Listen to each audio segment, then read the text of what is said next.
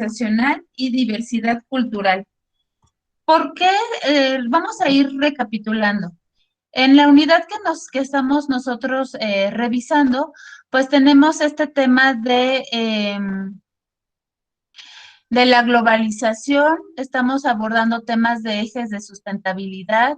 El día de ayer incluso ustedes respondieron cómo tanto estos ejes sustentables o ejes sostenibles con el tema de la globalización les ha impactado positivo o negativamente en su desarrollo integral. Entonces, todo esto que hemos estado revisando con su infografía, con sus trabajos colaborativos, ¿por qué es importante ahora abordar la cultura organizacional? Aquí recuerden que tendremos que participar, entonces adelante quien guste, somos 28 alumnos, entonces va a ser interesante su perspectiva y su opinión al respecto. Entonces, ¿por qué estamos abordando este tema de cultura organizacional?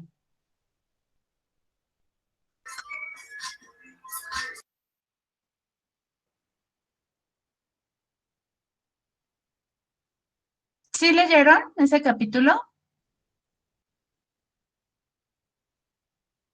Bueno, yo lo que entendí, profe, es por la diversidad de, bueno, de respeto, ¿no? Que se tiene hacia las personas. O sea,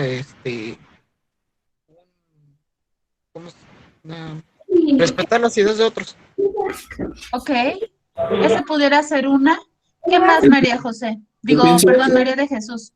Pues podrían ser los valores, ¿no? Bueno, con lo que leí, pues decía que los valores, la socialización y... Ay, no me acuerdo. Bueno, Ok, pero entendí que los valores, más que nada, son los que están ahí, las minusas, ajá, eso. correcto. Gracias, Mary. Oriel, adelante. Yo pienso que con lo de la globalización tiene mucho que ver la cultura, ya que cada país tiene sus propias raíces, su propia cultura, y para poder entrar a una empresa con lo de tiene que primero estudiar su cultura para ver si puede, de qué manera puede entrar con su empresa. Ok, entonces aquí vamos a ir definiendo primero cultura organizacional. Es decir, primero la cultura. La cultura es, por ejemplo, ustedes, me imagino, salvo que alguien me diga lo contrario, por favor, abra micrófono, todos somos mexicanos, pero no somos cualquier mexicano, es decir, no somos mexicanos de Tabasco, no somos mexicanos, quizás de Campeche o de Monterrey, nuevamente, quien sí lo sea, adelante. Si no somos mexicanos, quizás del centro, llámese Estado de México, Ciudad de México, de Michoacán, de esta área geográfica somos nosotros. Entonces, eso es lo que nos va a nosotros, si se acuerdan de las primeras clases donde abordábamos identidad. Entonces, dentro de esta cultura nos vamos a identificar qué nos gusta, cómo nos comunicamos, qué comemos, cómo vestimos, cómo hablamos, qué costumbres, usos y costumbres tenemos. Quizás si nos vamos a todavía a temas más particulares o más locales, quien viva actualmente en Villa Cuauhtémoc, en Ocoyoacac, en Lerma, en Metepec, Toluca, no sé si es aquí el grupo o en otro, pero ahí tengo una alumna que viene de Tenancingo, por ejemplo. Entonces, ¿cómo a ti te impacta dónde vives, tu entorno con tu cultura? Quizás no sé, si es muy arraigada la tradición de pasear al santo, de la fiesta del santo, o de la Virgen, o ese tipo de usos y costumbres, pues a lo mejor tú dirás, sí, maestra, a mí me encantaría, no sé, apoyarlos, o en tu empresa no llegues a tu trabajo porque resulta que te tocó ser, este, el que pasea al santito o te tocó ser el anfitrión, el que el que abre la casa para guardar a la Virgen, no lo sé. Entonces, ese tipo de situaciones son meramente culturales. Y si hablamos todavía más específico, muy locales y particulares. Ahora, una vez que nosotros entendemos a la cultura desde ese escenario social, desde ese escenario de identidad, ahora vámonos a una empresa. Todos los que estamos aquí, en algún momento hemos trabajado en alguna organización, llámese negocio, a lo mejor el negocio familiar, un negocio, no sé, que nosotros incluso pudiéramos ser dueños, no lo sé, o una organización, como una empresa, una fábrica, una planta. Entonces, en esa experiencia, ¿qué cultura se está manejando? ¿A qué nos referimos con cultura en la organización? Vamos a hablar entonces de temas, por ejemplo, de lo que no está escrito. A diferencia del clima organizacional, el clima organizacional es la filosofía, la misión, la visión, los valores que hace un momento María de Jesús nos compartía. Pero la cultura es eso que no se dice, es lo que se hace, pero no se dice. Un ejemplo, todos hemos a lo mejor sido, y aquí yo me incluyo, godines. Y entonces tu primer día o tu primer quincena te dicen, te toca derecho de piso. ¿Qué significa el derecho de piso? Invitarles el... Invitar a todos. Alimentar a todos los gorrones, ¿no? Es decir, sea desayuno o sea comida. Sí, por eso me incluyo. Como todo buen godín, nos ha tocado pagar el derecho de piso.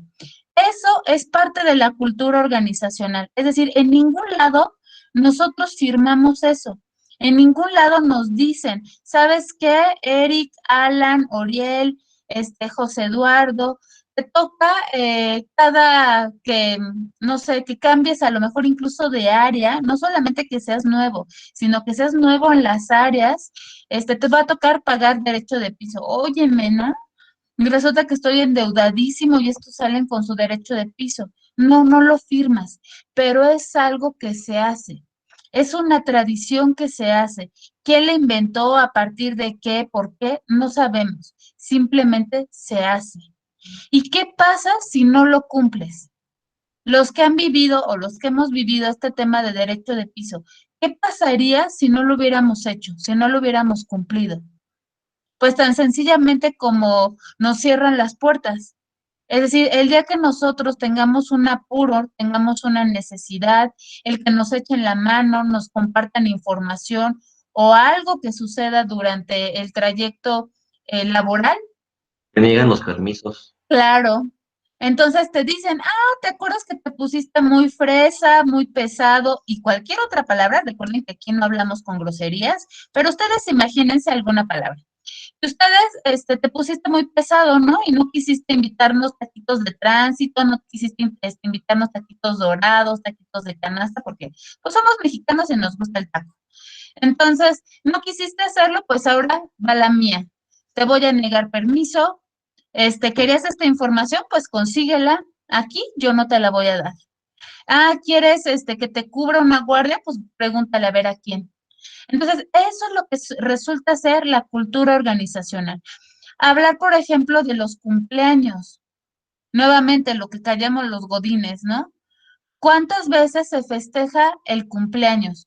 Puede ser mensualmente, en el que junten todos los que cumplen años en septiembre, pues el 31 de septiembre se les habla o se les manda un correo o una invitación y parten el pastel.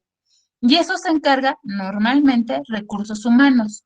Pero también es una partida, es un presupuesto que no está escrito en ningún lado, que no está visualizado, que no está contemplado en ninguna partida ni en ningún presupuesto. Entonces, o vamos a la caja chica o el famoso pase de sombrero, ¿no? Cáiganse, móchense, coopérense de a 5 pesitos, de a 10 pesitos para comprar un pastel de 300, 400 pesos y de rebanada de oblea nos toque a todos porque resulta que en septiembre hay 10 festejados, ¿no? Por decir algo. ¿Qué otro eh, ejemplo, pudieran ustedes compartirnos sobre cultura organizacional. ¿Qué es la cultura organizacional?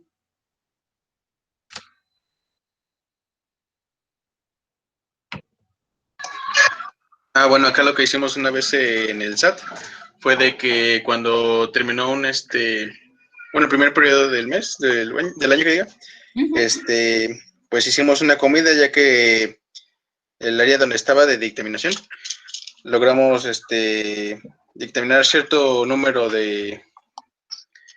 ahora sí que de clientes fiscales, ¿no? Y fue como una celebración por eso. Ok.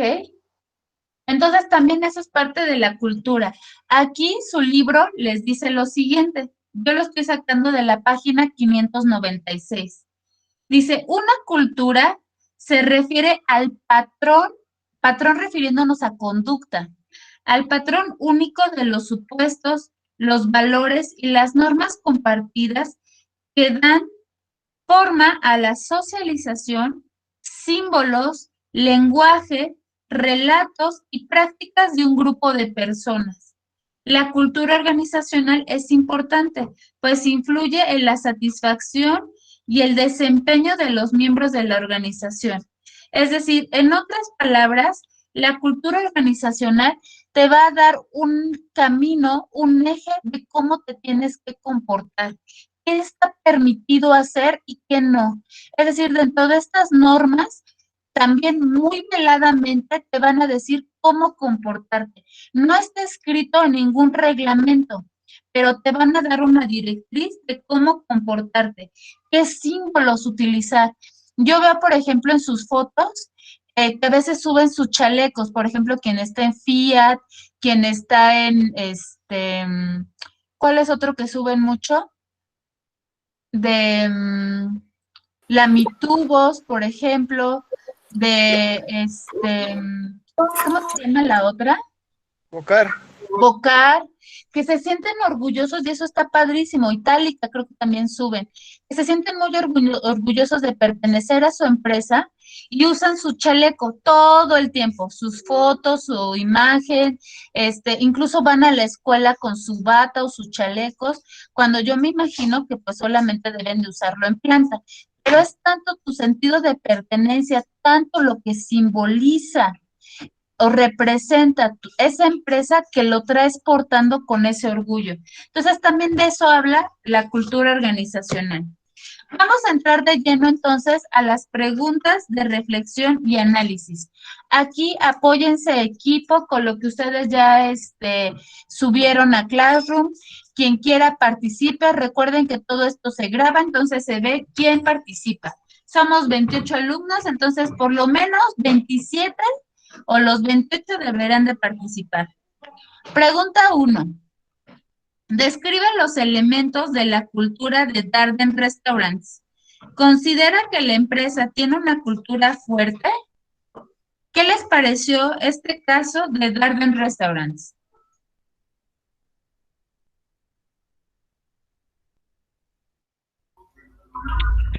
Yo, profe. Adelante, César. Bueno, la cultura que manejaba Darden Restaurant era muy, pues muy buena y fue lo que la hizo crecer. Evolucionó su cultura y pues bueno, le dieron más, digamos, más armas a sus empleados para poder pertenecer a ese restaurante. Ok. Igual, pues, esta cultura llevó a su éxito, dado que si no hubieran tomado estas decisiones o estas culturas, pues literalmente quebraría.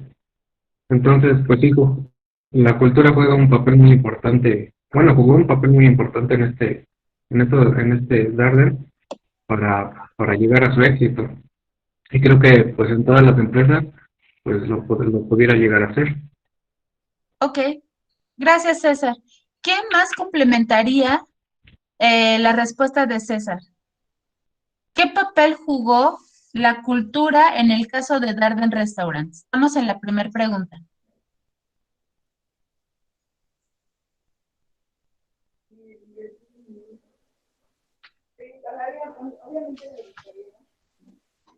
Bueno, Bueno, que Adelante, Ale. bueno, yo Alejandra. tengo, Primero Ale y luego José Alejandro. Es que los dos son Alejandros, disculpen. sí, bueno, yo tengo que el papel, bueno, que tomó fue el apoyo que por parte de supervisores y empleados, o sea, se dieron a conocer la relación que hay y la confianza para tanto la organización y como dice mi compañero César, evolucionaron sus culturas organizacionales y esto ayudó a que la organización tuviera éxito, así como la confianza que tienen los trabajadores en bueno, como trabajar ahí, como dice usted, se sienten orgullosos y pues obviamente la compañía organización pues obviamente iba a tener un éxito mayor porque todos iban a trabajar en conjunto. Claro. Entonces, aquí uno de los elementos que complementaré también la respuesta de César y que ahorita tú le das al clavo es la confianza. Es decir, cuando tú estás en una cultura de confianza, realmente cualquier proyecto que nos den va a funcionar. Y ustedes véanlo, cuando yo les digo trabajen en equipo, ¿con quiénes trabajan? Con estos elementos o estos compañeros que tienen confianza, ¿cierto? Y Sí, pues, funciona efectiva, eficientemente. Adelante ahora sí, José Alejandro. Gracias, Ale. Bueno, por lo que entendí que se llega a ¿cómo se puede decir? Un legado religioso o cultural, ya que, bueno, sus instalaciones iban referidas a eso. Bueno, a lo Ok, que puedo entender, un pedacito de lo que puedo entender. correcto. Muchas gracias. Nos vamos a la pregunta 2. Repasa la figura 18.2. ¿Sí la vieron? ¿En qué tipo de sí, cultura organizacional preferiría usted trabajar y por qué? Es decir, esta es una pregunta que te hago a ti, no es referente a una empresa, sino a ti en particular. ¿En qué tipo de cultura organizacional preferirías tú trabajar? ¿puedo contestar? Adelante, Ale, por favor. Bueno, bueno, en nuestro trabajo yo puse que preferiría trabajar con el eje cultura de clan, ya que pues esa organización cuenta con una buena conducta hacia los empleados, se tiene tradiciones, lealtad, compromiso del personal y esto permite que los miembros reconozcan así el trabajo que han hecho y así como que se da a conocer si algún empleado hace algo bien. Y por ejemplo aquí, además que cuenta con buenas prestaciones y además un desayuno, comida y cena.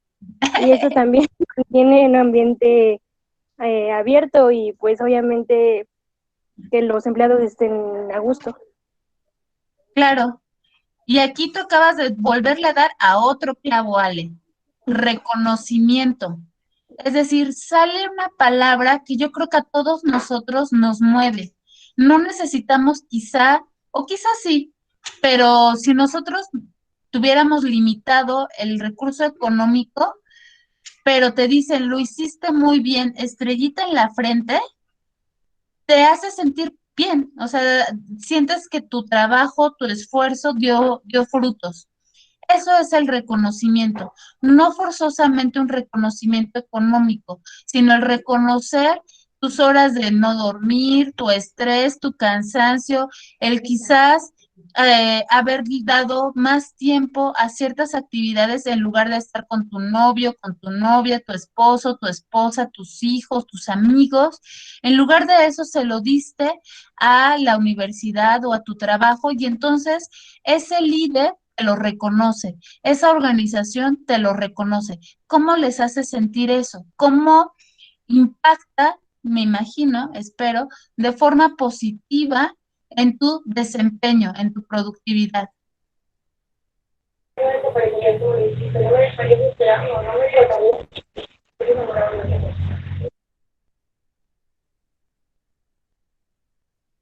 ¿Alguien más que nos quiera compartir la respuesta de la pregunta 2?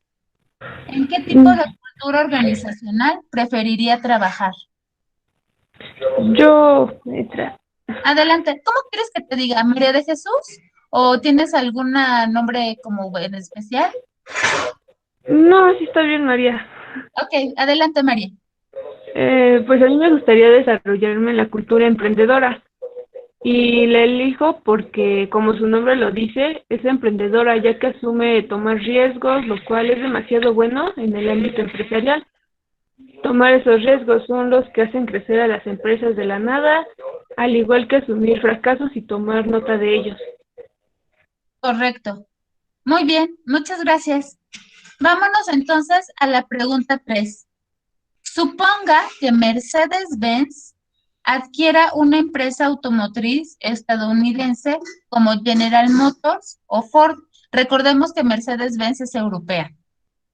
¿Qué retos afrontaría el nuevo director general para crear una fuerte cultura en la nueva organización?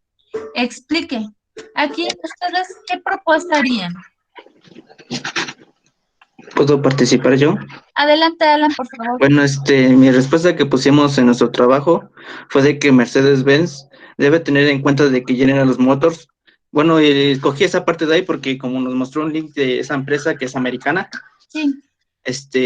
Deben celebrar las perspectivas que impulsan a la diversidad y las ideas innovadoras que tiene cada empresa, ya que son diferentes,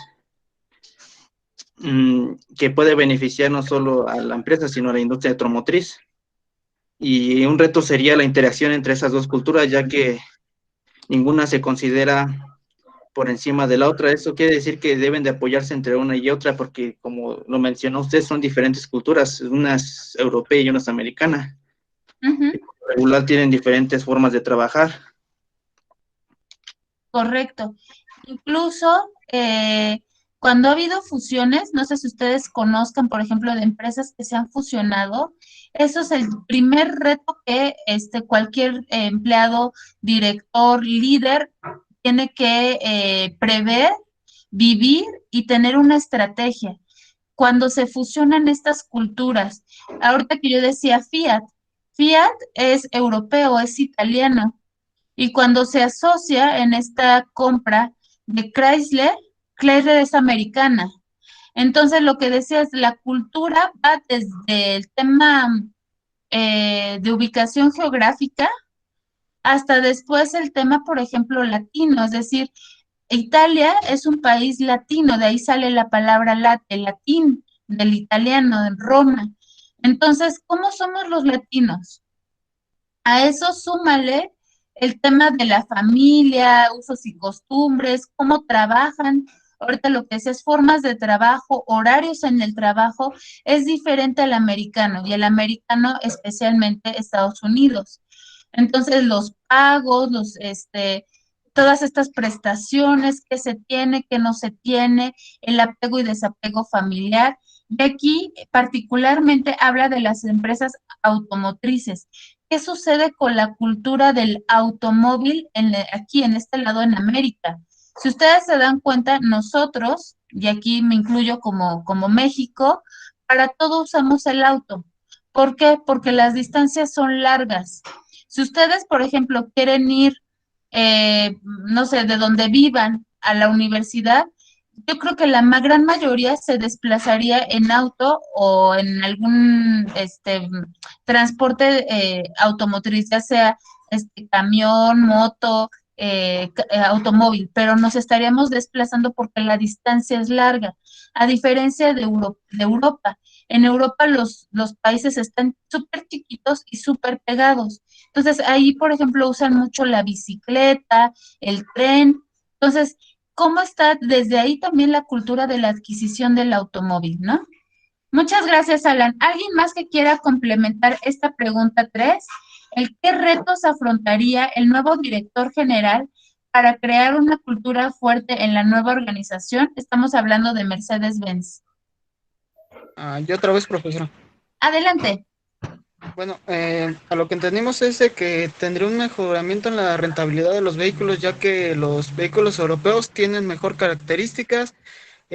Obviamente están más enfocados a una visión de cero emisiones, o sea, cero contaminación. O sea que tendría que ver mucho eso, el inculcar sus valores, valores de producción y todo eso.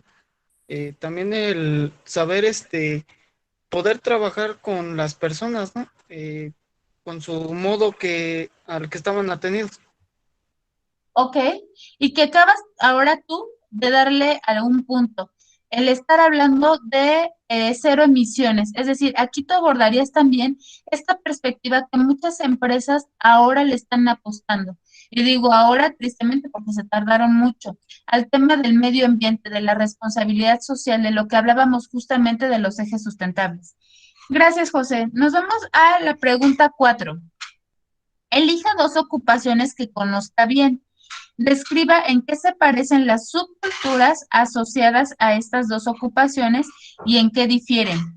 ¿Qué implicaciones tendría estas similitudes y diferencias para un equipo que tiene 50% de sus miembros procedentes de cada uno de estos grupos ocupacionales? Aquí, ¿qué me responde?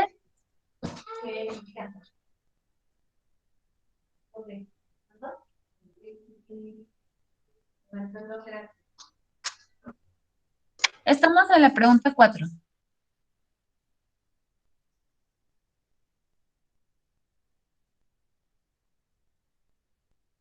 Bueno, yo le puedo decir, la verdad no sé si estoy bien, pero bueno, yo lo Adelante. entendí de esa manera. Permítame. En la 4 yo le puse que, por ejemplo, las dos ocupaciones, yo me basé en producción y recursos humanos, que serían dos ocupaciones de una empresa o una organización. Las subculturas, se parecen en las diferentes personalidades y estilos de liderazgo que tienen y el nivel de trabajo. Y esto explica por qué cada ocupación tiene diferentes subculturas y tienen en común que por parte de los miembros sean escuchados y en su momento de un logro sea reconocido y reconocen esfuerzos y invierten en el trabajo. La verdad no sé si esté bien. Sí, la verdad está muy completo. Es decir, aquí estamos hablando de ocupaciones. Puede ser la que quieran, desde ocupaciones como técnicas hasta ocupaciones en un área ya estructurada dentro de la organización. Y justamente, ¿qué similitudes hay? Pues pueden hablar de objetivos, resultados en común, por ejemplo, lo que acabas de mencionar. ¿Y qué diferencias? Pues a lo mejor maneras de resolver los problemas de diferente forma. Quizás habrá el jefe que quiere que todos se lo consulten a él, ¿no? Antes de tomar alguna decisión, antes de ejecutar cualquier toma de decisión, primero se lo tiene que consultar a él. ¿Cuántos no lo hemos vivido, no? En donde realmente no tienes esa libertad para tú ejecutar. Y habrá otra, dentro de estas áreas, dentro de estas diferencias, el jefe que diga, ustedes tienen toda mi confianza, acuérdense que hablábamos de esta cultura de confianza, entonces toma esa decisión, te dejo esa libertad, te delego esa responsabilidad y resuélvelo. Entonces, ¿qué pasa cuando tienes digamos, ese 50% que para todo tiene que estar tocando la puerta del jefe para que le resuelva, para que le firme, para que le autorice, y por el otro lado tienen al otro 50% que con toda esa libertad, responsabilidad pueden tomar decisiones? ¿Cómo entonces puedes tú mediar o cómo puedes tú llevar de una manera fluida o dinámica cuando tienes estos dos elementos? ¿Puedo participar? Adelante, César. Pues sería, tu pregunta sería como una capacitación, ¿no? Digamos que, tomando este ejemplo de producción y recursos humanos, digamos que la persona de producción, pues está, digamos, acostumbrada al trabajo duro, arduo, mientras que recursos humanos, pues es más estar en esas computadoras. Y muchas veces en las empresas tienen esos problemas de que pues se pelean ambas ocupaciones por eso mismo. Entonces, si juntaríamos a esos dos grupos, pues sería una complicación. Y bueno, una de mis opciones que pondría sería capacitar tanto a las personas que llegan a recursos humanos y a las personas que vayan a producción. Claro, y ahí yo, por ejemplo, complementaría tu respuesta, César, que dentro de esta capacitación también hubiera esta sensibilización de no menospreciar lo que hace un área y lo que hace la otra, porque a veces pareciera eso, es que lo que tú haces no es tan pesado o no es tan tan tedioso o no necesita tanta energía como la mía. Y viceversa, ¿no? A lo mejor quien está en sistemas, quien está en compras, quien está en almacén, pudiera tener o diferir al respecto. Entonces aquí decir, bueno, todos somos parte de esta cadena y para que funcione, ahora sí como el de los increíbles, ¿no? Estos engranes. Para que todo esto funcione, pues tenemos que darle el valor, el respeto y el reconocimiento a todas las áreas, porque si no hubiera producción, pues no hay ventas. Y si no hay ventas, pues no hay ingreso. Pero también sería lo mismo, si no está el área de seguridad, pues habría problemas en producción, por ejemplo, y en cualquier otra área, ¿no? Porque son áreas staff. ¿Y qué pasa si hay un accidente o hay una incidencia? Pues seguramente eso nos va a costar dinero. Entonces, en lugar de meter, vamos a estar perdiendo. Y así, entonces vamos a darle como el peso y la importancia y el respeto a cada una de las áreas. Eso yo lo sumaría dentro de tu capacitación. Excelente, César. Oriel, adelante.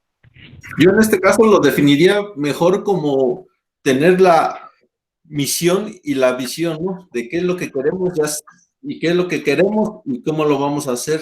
Ahí ya dependiendo de el área va a desempeñar cada quien su trabajo, pero bien definido a lo que vamos a hacer, ¿no? O a lo que queremos realizar. Correcto, muy bien. Y que era lo que hablábamos en un inicio, tener como esa directriz. Nos vamos entonces a la pregunta 5. MTV Networks Music es una empresa de entretenimiento musical que tiene 22 destinos mundiales en Internet. Los sitios web de MTV manejan música original en línea y programas de entretenimiento a muchas culturas y a muchos segmentos demográficos de la población. Suponga que usted es gerente de MTV. ¿Qué tipo de cuestiones relacionadas con la diversidad supone que afrontaría? Aquí, ¿qué responden? Si Aquí quieres ahora yo vamos a contesto. hablar de diversidad. Adelante, Manuel. Bueno, yo creo que obviamente es la diversidad cultural, porque en cada país obviamente hay una composición, o un género con el que se identifican y obviamente en otras partes del mundo con eso no se van a identificar. Un claro ejemplo ya son los documentales que tienen como propósito dar a conocer diferentes expresiones culturales. Ok. Entonces, esa sería una de las cuestiones que tú afrontarías dentro de la diversidad. El manejo de la cultura. ¿También pudiera ser el manejo de contenido? Sí, Y aquí, por ejemplo, dentro de la diversidad también está los géneros y la edad. Es decir, digo, yo en ese sentido ya estoy un poco como desconectada, ahí ustedes son los que me ayudarían. ¿Qué está de moda, hablando musicalmente, ahorita en, por ejemplo, el segmento de niños, de quizás 8 años, 10 años a 15 años? ¿Qué están escuchando los niños en ese rango de edad? ¿Qué está de moda? Y luego nos iríamos, por ejemplo, de los 15 años a los 25, qué está escuchando el adolescente? Y vamos a dividirlo todavía aún más, el adolescente americano, es decir, el que vive en América, en el continente. Lo vamos a dividir aún más, el adolescente que vive en México, el adolescente niña y el adolescente niño, o masculino y femenino. Y así, entonces lo vamos a ir como subdividiendo y esto también entra dentro de la cultura, es decir, qué están escuchando, qué están consumiendo ese sector de la población. Gracias, Manuel. ¿Alguien más que quiera complementar este punto de la pregunta 5 sobre MTV?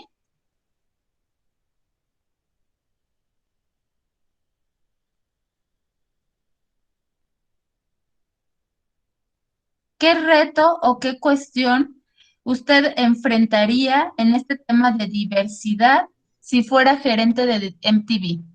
Esmeralda, Eduardo, David, no los he escuchado.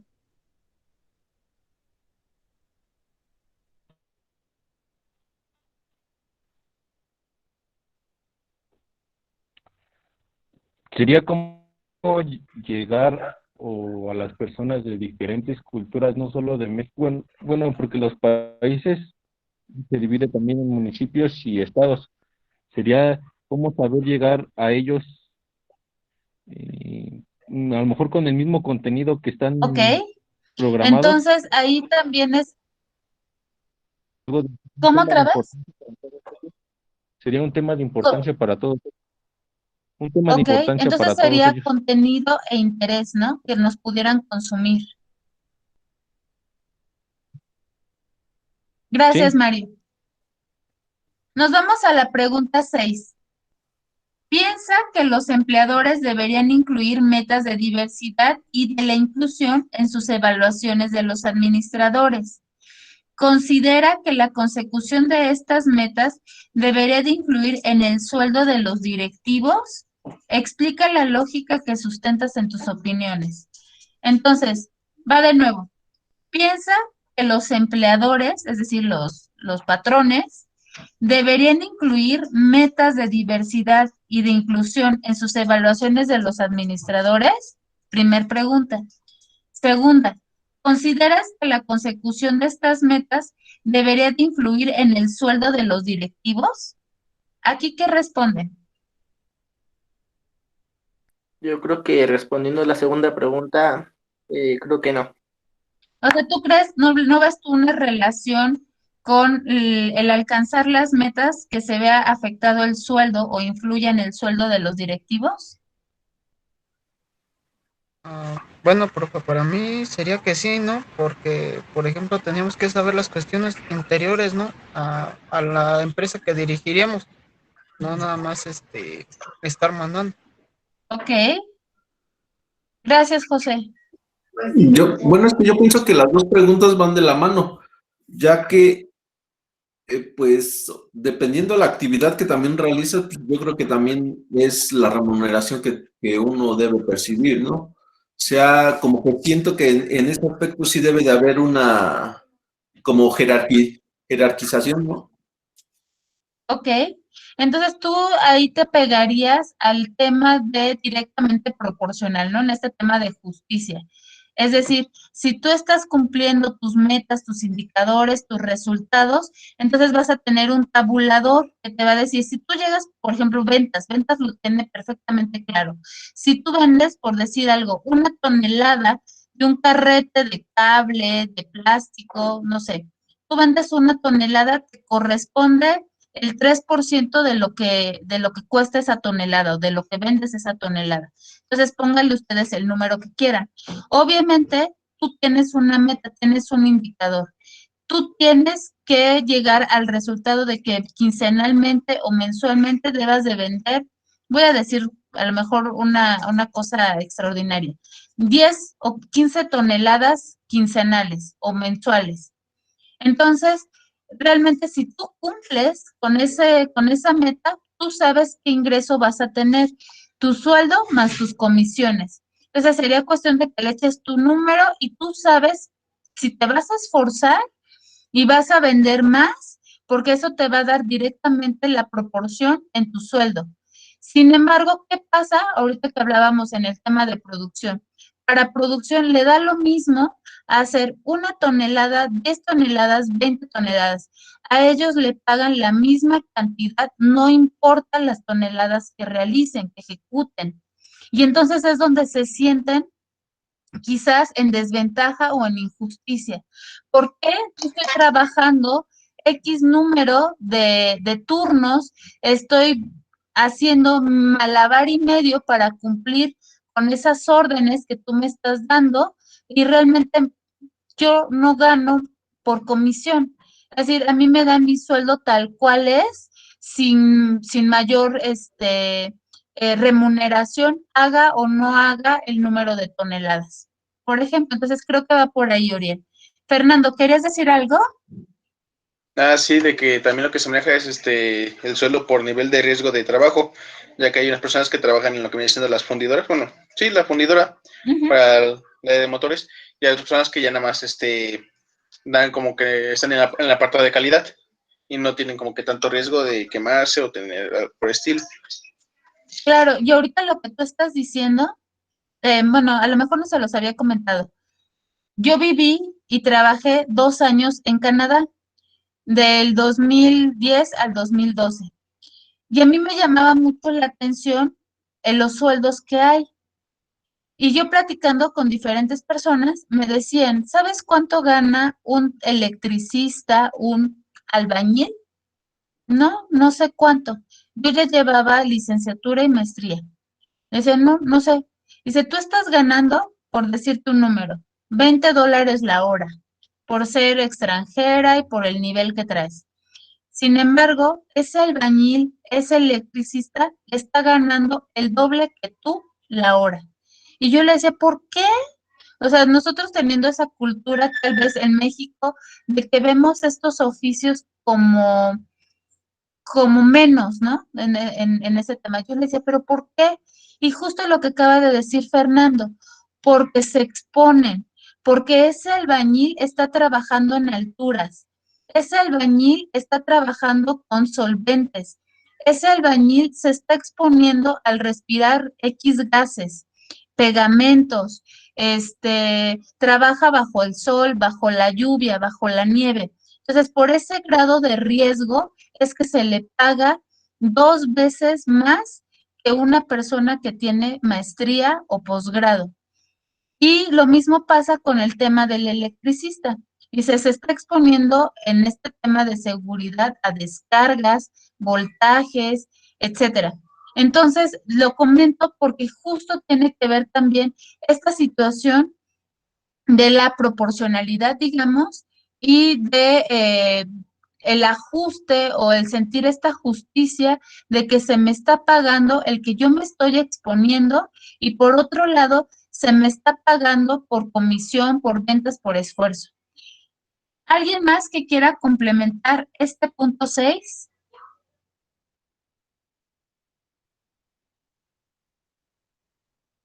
Estamos hablando de 2 preguntas. La primera, piensa que los empleadores deberían incluir metas de diversidad e inclusión en las evaluaciones. Y la segunda, considera que la consecución de estas metas debería influir en el sueldo de los directivos.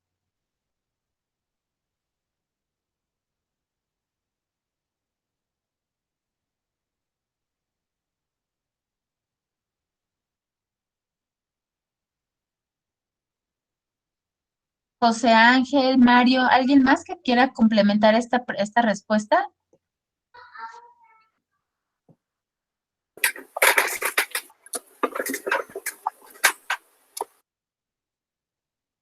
Por ejemplo, a un ¿Un supervisor qué? Se escuchó entrecortado. eh, bueno, no recuerdo cómo se llama el bono, pero es económico.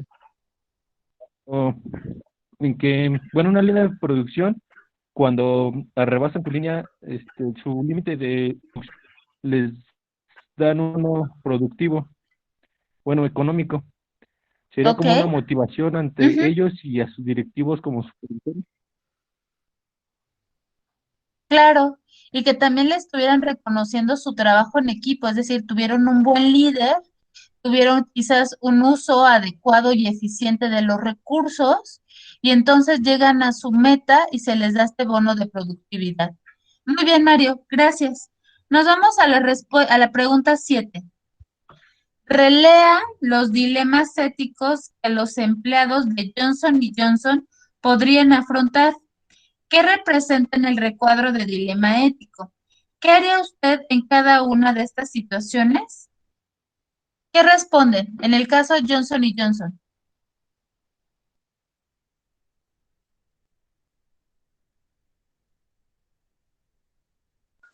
Bueno, yo encontré 3 dilemas.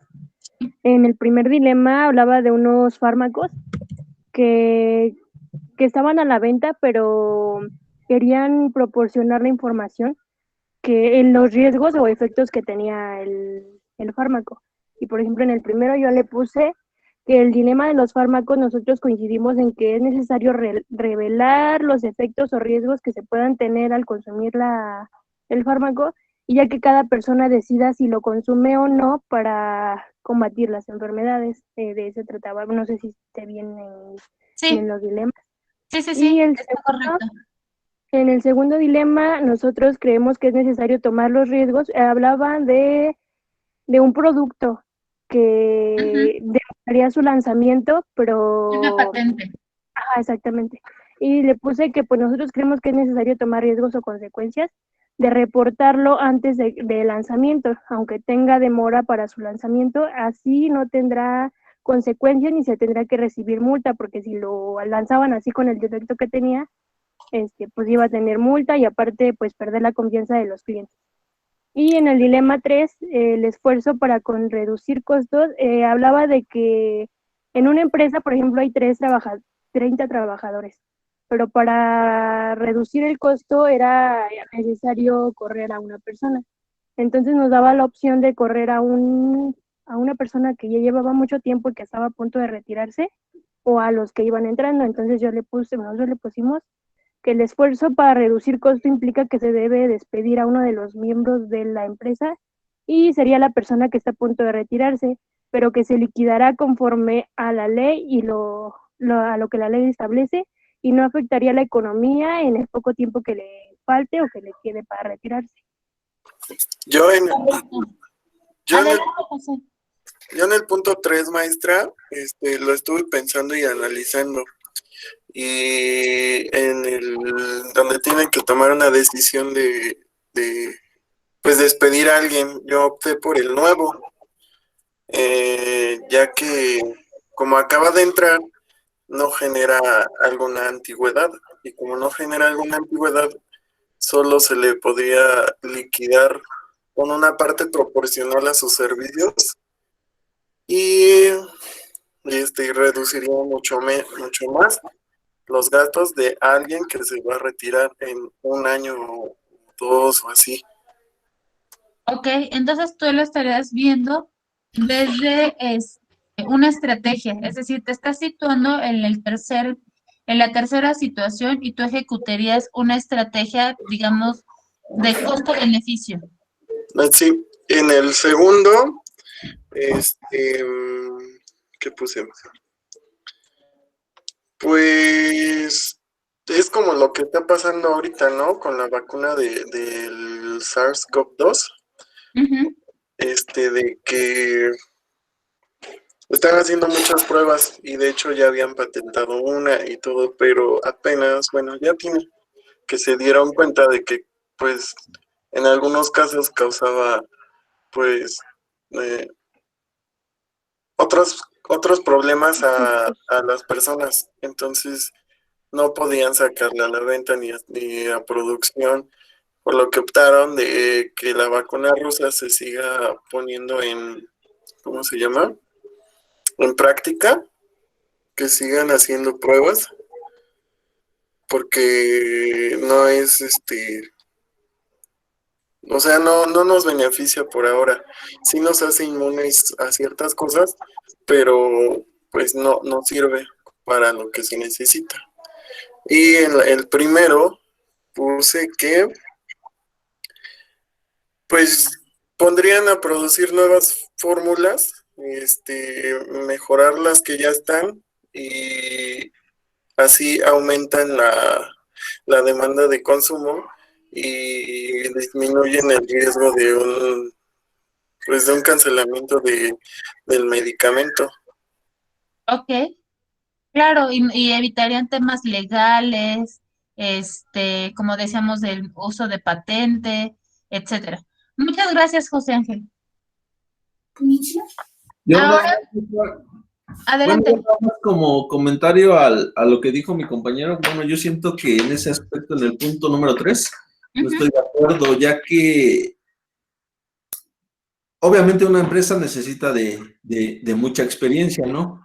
Pero pues yo creo que hay ciertas etapas, por ejemplo, una persona que ya lleva 30 años, que ya cumplió con su periodo de trabajo, se podría decir, pues le tiene que dar oportunidad a las personas que vienen atrás de él, ¿no? Por eso tenemos, hasta cierto punto yo siento que tenemos un rezago, porque hay mucha gente que pues todavía aparte de cumplir su tiempo de trabajo, todavía sigue trabajando, y esa oportunidad que se le puede dar a una persona que va saliendo pues, de la escuela o más joven, pues pues no la tienen. ¿Por qué? Pues porque mucha gente tiene esa manera de pensar, ¿no? Pues yo voy a seguir trabajando hasta donde yo quiera. Entonces, como que sí, ahí en ese punto, pues no estoy de acuerdo con mi compañero, estoy más de acuerdo con mi compañera, que es, pues yo siento que como se debe de manejar, ¿no? Ok, sí, y de hecho por eso se llama dilema ético, porque justamente cualquier posición, mientras tenga un respaldo, una justificación, pues es válida. Aquí nada más nosotros tendríamos que, como le decía yo a José Ángel, ver justamente este costo-beneficio. Yo sé que se escucha muy feo y muy triste, pero al final cualquier organización, aunque pensemos que su capital más importante es el humano, que pensemos en este tema de capacitación, motivación, etcétera, pues al final nadie está por una cuestión gratuita. Todas las empresas, todas las organizaciones están por el tema de los dividendos, de la rentabilidad. Entonces, pensando en eso, pues mucha gente, por eso tú también lo mencionas, tiene esta forma de pensar o esta estrategia. ¿Qué me sale menos caro? ¿Qué me sale menos en el impacto? Que me impacte de una manera menos negativa. Y, por ejemplo, unas personas lo que han hecho o unos empresarios lo que han hecho es justamente abordar el tema que tú acabas de decir, este equilibrio. Voy a dejar baby boomers, ¿no? Que son estas personas arriba de 50, 60 años que aún están laboralmente activos, voy a dejar 2 o 3. Los voy a dejar en ciertas áreas estratégicas de la empresa que ayuden justamente en este cambio de estafeta.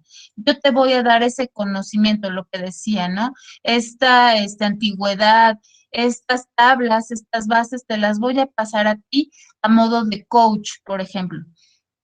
Y estas nuevas generaciones, hablando de millennials, esta nueva, los que nacieron en el 2000, no me acuerdo cómo los denominaron, pero por ejemplo, los chicos actualmente tienen, por ejemplo, 20 años, 19, 18, que nacieron ya en el 2000, que están aún, por ejemplo, en la universidad, y que están entrando en este ámbito organizacional o laboral, pues están nuevos en muchos sentidos. Sin embargo, lo que sí tienen, pues es este espíritu de conocer, de aportar, de trabajar, quieren empezar desde cero, quieren aprender, quieren picar piedra.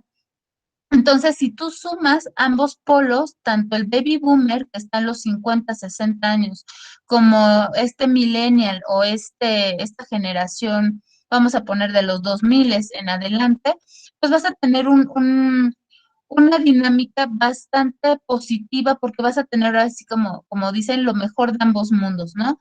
Tanto la energía, la juventud, la actualización, los conocimientos, este nuevo empuje que trae esta generación junto con la experiencia, ellos que hayan vivido quién sabe cuántas crisis, te pueden decir estos tips o estas maneras o formas para sobrevivir o sobrellevar las nuevas crisis que van a llegar, las nuevas pandemias que van a llegar.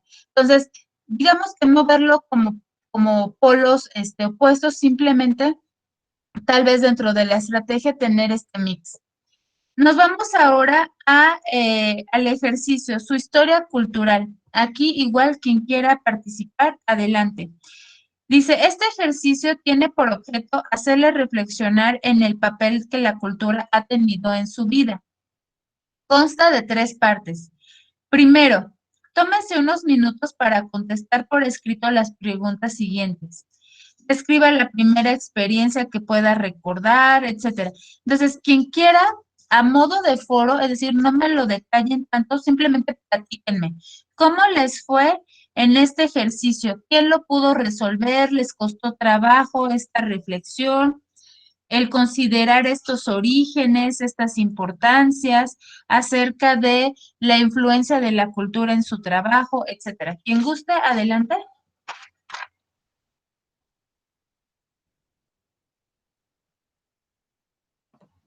Profesora, Por favor.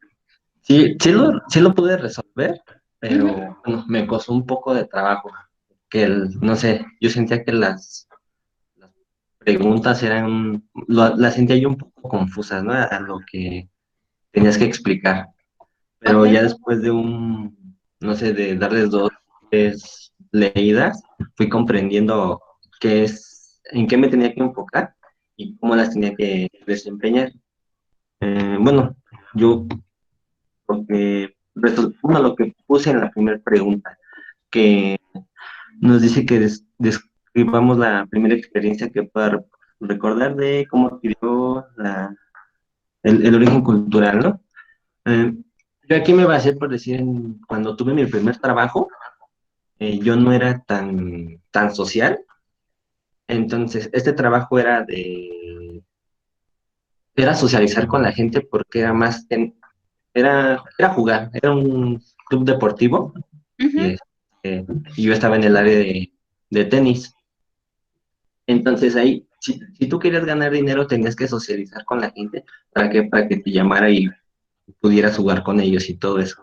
Entonces, a mí eso me costó un poquito de trabajo, pero ya, no sé, 2, 3 semanas, fui agarrando como que la confianza para poderme desempeñar más y, obvio, abrirte más puertas y,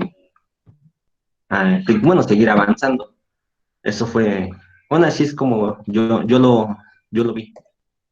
Ok, gracias. ¿Alguien más que nos quiera compartir? Gracias, Eric, sobre este ejercicio de cómo, por ejemplo, la cultura influyó en ti, en tu desempeño en este ámbito laboral.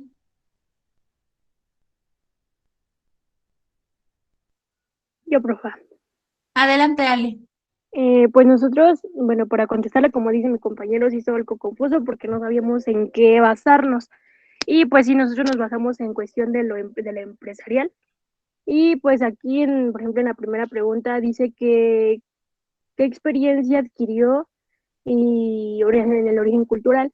Y nosotros pusimos que al momento de entrar a pertenecer al grupo nos brinda una satisfacción de estar en una sociedad y poder compartir nuestros pensamientos, culturas, valores y actitudes y cumplir el objetivo de la empresa. Aquí se basa, pues a usted dice, en la cultura y en la sociedad, porque en un trabajo, en una organización compartimos de todo y con un solo objetivo de cumplir lo que tiene como objetivo la empresa. Entonces, pues siento que sí tiene que mucho que ver lo de la sociedad y lo del, ay, se me fue la palabra. Pero, o sea, que toda una organización cumple así como diferentes papeles para cumplir un solo objetivo y pues sí tiene mucho que ver la sociedad y la cultura. Correcto. Gracias, Ale. Ahora bien, nos vamos a la tercera parte del entregable. El caso de United Way y los Boy Scouts of America. ¿Lo leyeron? ¿Qué les pareció? ¿Fuerte? Toca temas de discriminación, hablando de este tema de diversidad cultural. ¿Quién puede, sin leerlo, nada más hacernos un resumen de lo que trata este caso de los Boy Scouts? Pues Un segundito, Ariel, que participe Eduardo, porque casi no lo he escuchado. Sí, a ver. Bueno, yo leí el artículo, se puede decir, y de lo que trata es que se llama James Dale, algo así, me parece. Sí, James Dale. Ahora sí se puede decir, este hombre, este personaje, trabajó 12 años para los Boy Scouts. Él era como, se podría decir, el líder de la organización de ahí, bueno, no de la organización, uno de los líderes en la formación de, ¿cómo dicen ellos? De Boy Scouts. De Boy Scouts, ajá. Y él, después de 12 años de prestar sus servicios, se enteraron que, bueno, se supo que era gay. Y entonces ahí los directores ahora sí lo despidieron, por lo que Dale buscó asesoría, se puede decir, sí, tribunal y todo eso. Y ¿cómo se llama? Bueno, llevaron sí su caso al tribunal y todo, y ahí se divide, bueno, por lo que leí me imagino que se dividen bueno, también los gobiernos en estatal y federal. Por ejemplo, el estatal dio a favor de Dale, que pues, ahora sí lo estaban discriminando y era un caso injusto, pero se puede decir, el gobierno federal le dio la razón a los Boy Scouts y entonces pues despidieron a James Day y de ahí pues surgió ahora sí toda una controversia, todo un escándalo, porque pues hubo ahora sí esta información llegó hasta los medios de comunicación y pues los Boy Scouts es como una organización muy, se puede decir que muy respetada y muy querida en Estados Unidos por la formación ahora sí, de estos mismos de Boy Scouts, por lo que sí se hizo, se puede decir, le digo, un escándalo muy grande, y ahí habla también nos habla del director también de United Way, que es una organización que se encarga de recaudar fondos, y esos fondos se encarga también como de distribuirlos entre los más necesitados, y una de las fundaciones a las que esa fundación apoya es a los Boy Scouts.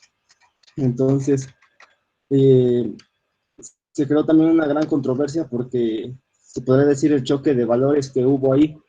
Esta organización de United Way tiene a les repito, muchas organizaciones también que son colaboradores, donadores, y entonces se podría decir que iba en contra de los valores de ellos, que era el respeto y la no discriminación, que era lo que estaban haciendo los Boy Scouts. Estaban discriminando a Dave por ser gay, y pues es lo que recuerdo. Pues bastante completo, muy bien, Jesús, y que justamente dentro de esta asociación o fundación que estaba apoyando a los Boy Scouts, pues también se les junta comunidades religiosas como los mormones, ¿no? Muy bien, pues vamos entonces a las preguntas ya para ir cerrando la clase de hoy, y hoy se vayan ya no tan con el estrés que se vive con las actividades a realizar, ya los dejo libres. Respondemos las 3 preguntas. 1. ¿Considera que Larry Norwell se encuentra ante un dilema ético o que simplemente puede manejar esta situación como si se tratara de una decisión de negocios? Recordemos la situación que se está viviendo sobre ese escándalo porque se destapa que James Dale es gay. Entonces, Larry Norwell es el director de la agencia local de United Way, es decir, de esta agencia que ayuda o que apoya a estas fundaciones o asociaciones, comunidades vulnerables o de riesgo, de situación de riesgo. Entonces, pregunta 1. ¿Considera que Larry Norwell se encuentra ante un dilema ético o que simplemente puede manejar esta situación como si se tratara de una decisión de negocios? ¿Qué me responden? Yo, profesora. Pues... Adelante, Dani. Un segundo. Bueno, nosotros pensamos que se encuentra ante un dilema ético porque está forzado a elegir entre 2 alternativas que de alguna forma pueden provocar una falta moral, dependiendo de la decisión que tome. Ok. Ahora sí, José. No, bueno. Perdón, Eduardo. Bueno, sí, bueno, a lo que yo leí, yo creo que él se encuentra en un dilema porque ya no iban a financiar al equipo. Entonces, bueno, él en lo personal sabía que su empresa tenía una política de discriminación. Entonces, él entraba como en un dilema porque tal vez sí quisiera dar fondos, pero su empresa como que no se lo permitía por dado esa política. Ok. Gracias, Eduardo. Ahora sí, José, adelante.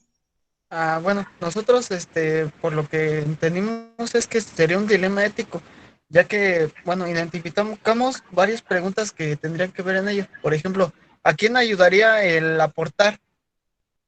¿A quién perjudicaría? cambiaría algo en lo que piensa el público y qué podríamos cambiar en la gente. O sea que ahí mi punto de vista es que sí tendría un poquito de complicación, ¿no?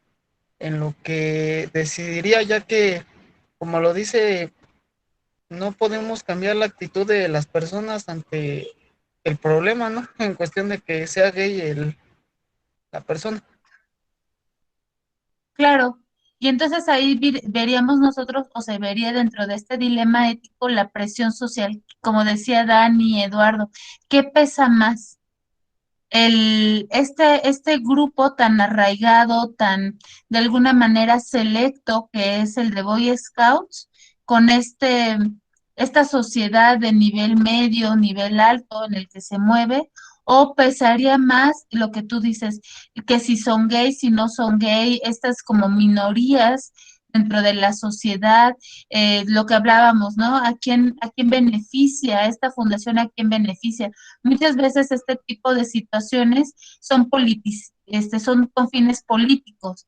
Y ahora, ¿no? Que vienen las elecciones en Estados Unidos, aquí en México, pues justamente, y dense ustedes cuenta, observen, de ahí se van a agarrar de estas banderas, indígenas, ahorita, por ejemplo, que se cumplió lo de Ayotzinapa, 6 años, se van a agarrar también de ahí, se agarran de estos temas de diversidad sexual, etcétera. Muy bien. Punto número 2. Si usted fuera Larry Norwell, ¿cómo se prepararía para su junta con el Consejo de United Way para discutir el tema de que esa organización continúe proporcionando fondo a los Boy Scouts? Identifique 3 puntos clave que presentaría ante el Consejo y su lógica para fundamentarlos. Dani, adelante. Sí, bueno, nosotros dijimos que en nuestro reporte hablaríamos acerca de los siguientes puntos, que claramente ayudaría a ambas partes, ya que se está hablando de un caso crítico como es la discriminación. En el primer punto hablaríamos acerca de la beneficencia, que postula el ejercicio de lo bueno. Como segundo punto, hablaríamos de el de no maleficencia, que determina evitar el mal y lo malo. Y como en el tercer punto sería hablar acerca de la justicia, que esto impone observar al prójimo con un sentido de igualdad. Correcto. Gracias, Dani. Entonces ya muy establecido y incluso con esas puntualizaciones que se pueden agarrar también de garantías de derechos humanos, etcétera. ¿Alguien más en este segundo punto? Sobre cómo prepararía, si usted fuera Larry Norwell, su junta con el Consejo de United Way.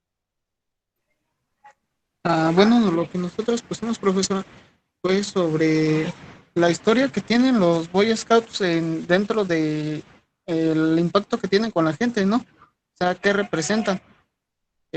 Por otra razón, en la cuestión en ayudarlos, pero igualmente, ¿qué acciones tomaríamos para que se erradicara este tipo de discriminación, ¿no? Bueno, internamente hacer entender a las personas. Correcto. Gracias, José. Eduardo, adelante. Sí, bueno, yo pienso que también me prepararía en el caso, si yo estuviera en su posición de Larry, también me prepararía de la misma manera. Siento que hizo muy bien al recurrir a consejeros, porque así puede tener también más puntos de vista, no solamente enfocarse en su perspectiva de él. También la lectura decía que se juntó también como con los directores de las diferentes organizaciones que colaboraban con él. Y pienso que uno de los puntos a considerar importantes sería que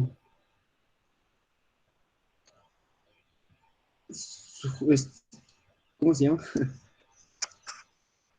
Que sería también una muy buena opción haber recurrido a lo mejor a líderes de estos, se podría decir, de esta comunidad gay, porque pues, ahorita, como sabemos, pues, luego también esta sociedad, ese tipo de sociedad, esta comunidad también tiene sus líderes para saber también acerca del punto de vista ahora sí, viéndolo desde el punto de vista del afectado.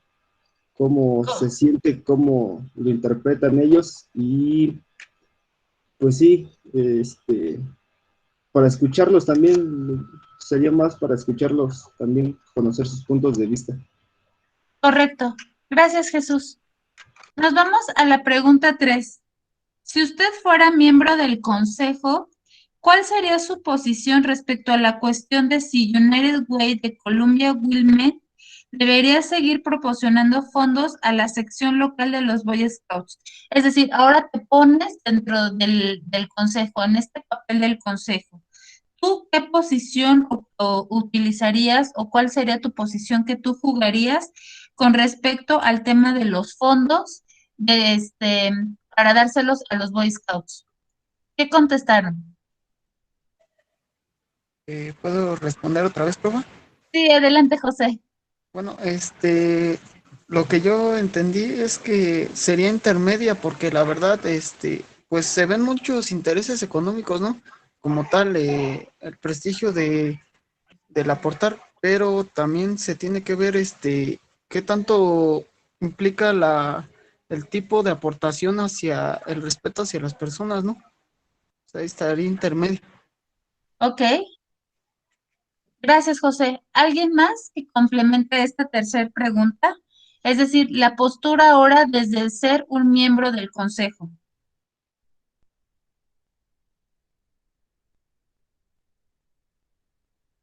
Acá José nos habla de un punto intermedio. ¿Alguien que difiera o que complemente la respuesta?